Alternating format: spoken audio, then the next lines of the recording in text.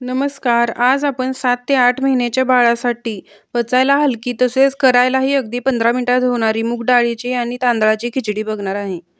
त्यासाठी मी इथे 4 चमचे तांदूळ आणि 4 चमचे मुगाची डाळ घेतलेली आहे.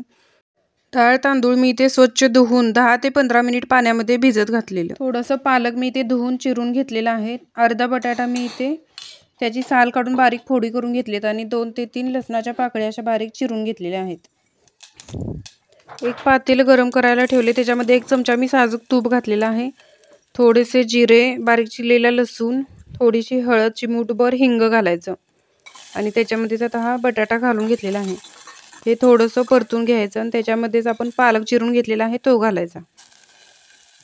हे सगळं 1 ते 2 मिनिटं फक्त परतून घ्यायचं आहे.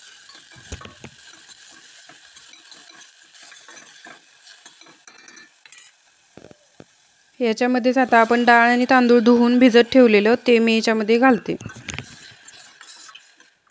आता हे सगळं थोडंसं परतून घ्यायचं आणि त्याच्यामध्ये 1 ग्लास भरून गरम पाणी घालायचं आहे.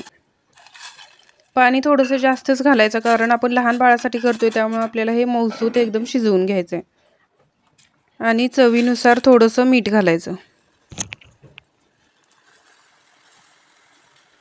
याला उकळी आली की गॅस मंद करून ठेवायचा आहे आणि 10 ते 15 मिनिट आपण असंच झाकण ठेवून शिजवून घ्यायचं आहे. तुम्ही जर हे कुकरला करणार असेल तर 2 शिट्ट्यात अगदी मऊसूत भात शिजवून तयार होतो.